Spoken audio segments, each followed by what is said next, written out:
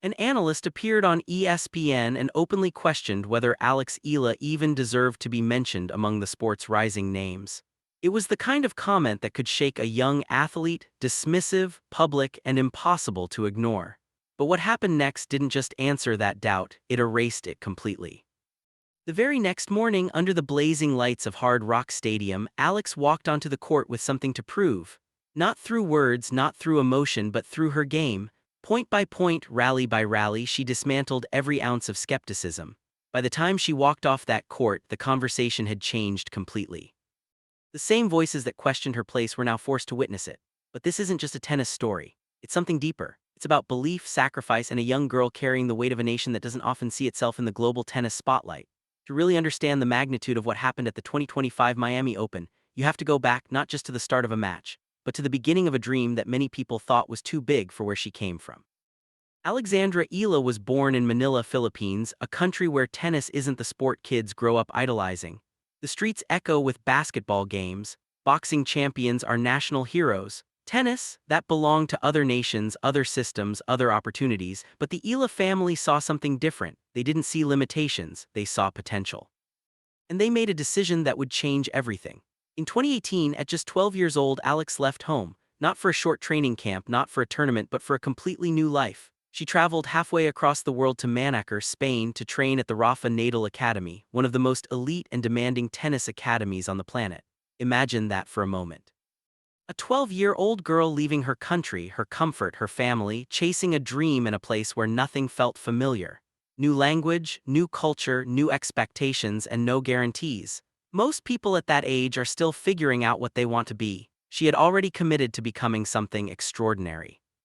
Day after day, she trained among some of the best young talents in the world. She learned discipline. She learned resilience. She learned how to lose and, more importantly, how to come back stronger. Because at that level, talent alone isn't enough. You either evolve or you disappear. There were moments of doubt. There always are losses that sting.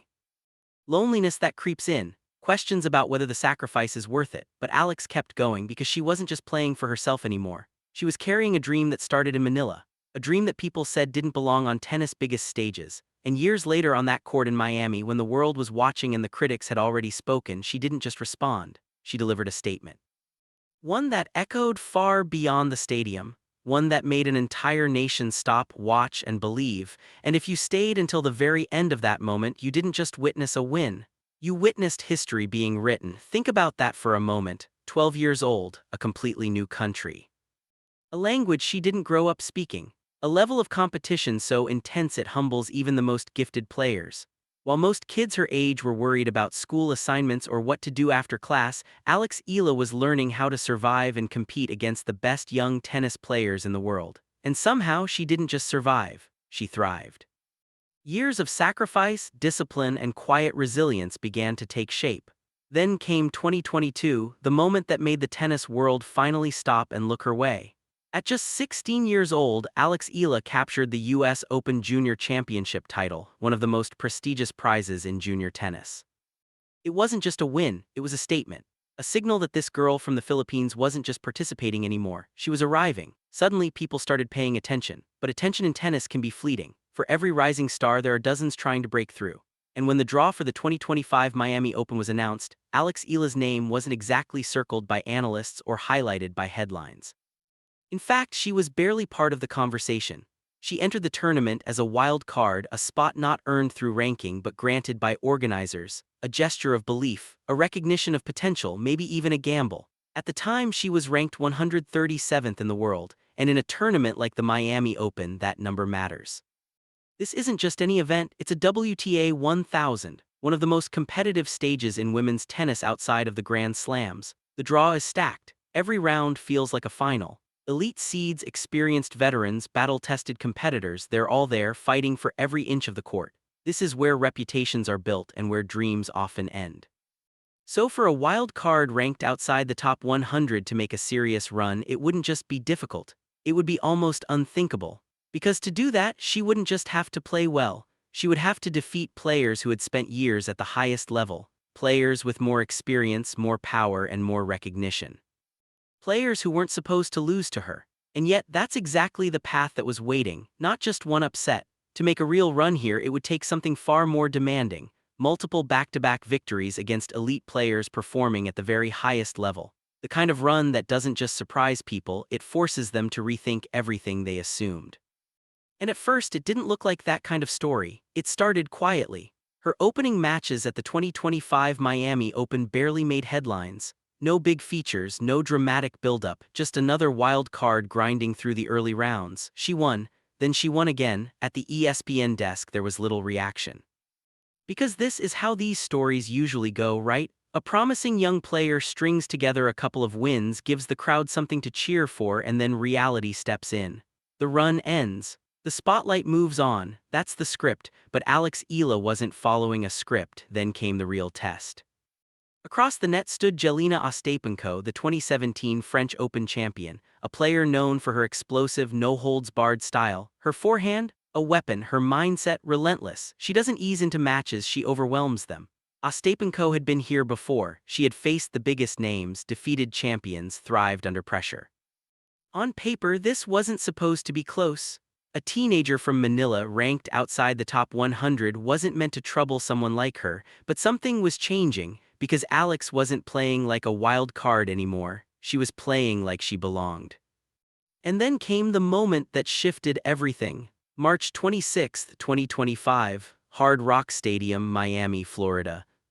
The stage got bigger, the lights got brighter, and the opponent, on one side of the net stood Iga Świątek, world number 2, a 5-time Grand Slam champion, the most dominant force in women's tennis over the past several years, a player whose presence alone can rattle even seasoned competitors. She had already lifted the Miami Open trophy in 2022. She came into this quarterfinal in control, having dropped just one set the entire tournament. Sharp, focused, in rhythm, this was her territory, and now, standing across from her was Alex Eala, the same player some had questioned even belonged in the conversation. It was supposed to be a formality, it wasn't supposed to be a fight. But what happened next? No one was ready for it. She was focused. By every metric that matters, ranking, titles, experience, Iga Świątek was the overwhelming favorite. This was her stage, her level, her moment to control. And on the other side, Alex Eala, 19 years old, ranked 137 in the world. A wild card entry into the 2025 Miami Open. A player many had spent the last 2 years politely doubting, was acknowledged but not fully believed in, encouraged but not truly feared. But from the very first game, something felt different. There was no hesitation, no sign of intimidation. Eala stepped onto that court like she had nothing to lose and everything to prove. She broke Świątek's serve, then she did it again. And again, this wasn't a fluke. This wasn't nerves from the favorite. This was pressure, sustained, relentless, unexpected pressure coming from a player no one had prepared for like this.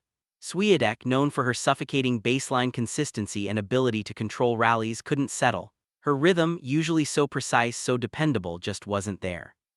And Eala wasn't giving her time to find it. She was playing flat, aggressive, fearless tennis. The kind of tennis that doesn't ask questions, it forces answers, and suddenly the match wasn't following any familiar pattern, it was slipping. And then it was over. The moment Eala struck that final point, something bigger than just a match result exploded across the internet. Because here's what the internet does better than almost anything else: it remembers. Within hours, clips began resurfacing. Analysts questioning her consistency, pundits downplaying her ranking, conversations where her name came up only to be followed by hesitation, doubt, or dismissal. Filipino fans had seen it all before. They had heard every "she's not ready, let's wait and see," every subtle way of saying she didn't quite belong yet. And now they had proof, receipts, every overlooked performance, every minimized achievement, every moment where belief lagged behind reality. It all came flooding back into the spotlight, because this wasn't just an upset anymore, this was a response. A loud, undeniable response. And it didn't just echo through that stadium in Miami. It traveled across the world, all the way back to the Philippines, where an entire nation was watching, feeling, and finally being heard. The reaction was overwhelming and completely earned. Within hours, the narrative flipped. Filipino hashtags surged across the globe. Under clips from ESPN, the tone shifted from quiet skepticism to loud, unified recognition. What had once been a slow trickle of support turned into a wave. Fans demanding that the world finally acknowledge what they had been seeing for years. Because for them, this wasn't sudden, this wasn't shocking, this was overdue. What made the backlash towards certain analysts sharper wasn't just that they doubted Alex Eala. Underdogs are doubted all the time, that's part of sports. It was how they did it. The ranking 137 had been used like a verdict, a shortcut to dismiss her. As if a number could fully define a player's level, her growth, her momentum. As if what she was actually doing on the court mattered less than where her name sat on a list. And that's where the irony hit hardest. Because that same number, the one used to question her legitimacy, became part of the story that made her victory unforgettable. It wasn't just that she won, it was who she beat while carrying that number. Names like Iga Świątek don't lose easily, they don't get outplayed by accident. And yet on that court at the 2025 Miami Open, the gap that ranking was supposed to represent simply didn't exist. Voices like Greg Rusedski, who had previously framed the conversation with caution and doubt, now found themselves part of a narrative that had moved beyond them. Because by 2026 the conversation around Alex Eala isn't the same anymore. And it shouldn't be. The facts have changed. The results are undeniable, the resume is growing, but here's the part that matters most. She hasn't changed. She's still the same girl from Manila. Still the same 12-year-old who left home with a dream and a backpack to train at the Rafa Nadal Academy. Still the same player who steps onto the court with quiet focus, whether she's facing an unknown opponent or a Grand Slam champion. No shortcuts, no entitlement, no noise, just work, just belief, just tennis. And that's what makes her story different, because this was never about proving people wrong. It was about proving over and over again that she belonged all along. With the same preparation, the same discipline, the same hunger, that never changed. What changed was the world finally choosing to see it. Because even as her breakthrough moment echoed across the sport, the journey didn't suddenly become easy. The 2026 season reminded everyone, including her, how unforgiving tennis can be. Rankings fluctuate, momentum shifts. One week you're rising, the next you're defending points under the relentless math of the WTA system. There were tough losses, matches where things didn't click, opponents who exposed gaps like Karolina Muchova, who stopped her run in the round of 16 at the 2026 Miami Open. That loss pushed her ranking back toward the mid-40s, a reminder that progress in the sport is rarely a straight line. But none of that erased what she had already done.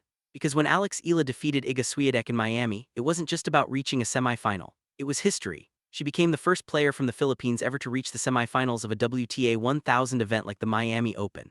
Let that sink in. In a country of more than 100 million people, no one had ever gone that far in women's professional tennis at that level. That's not just a stat you read and move on from, that's a barrier being broken. That's a door opening for the first time, and you could see the weight of that moment on her, not as pressure that crushed her but as something she carried with purpose. Every time she walked onto the court in Miami, it meant more. Every point wasn't just about winning or losing, it was about representation, about possibility. About showing an entire nation and maybe even a region that this path exists. You could see it in her eyes, the focus was there, the composure was there, but underneath it there was something deeper, an awareness that she wasn't just writing her own story anymore.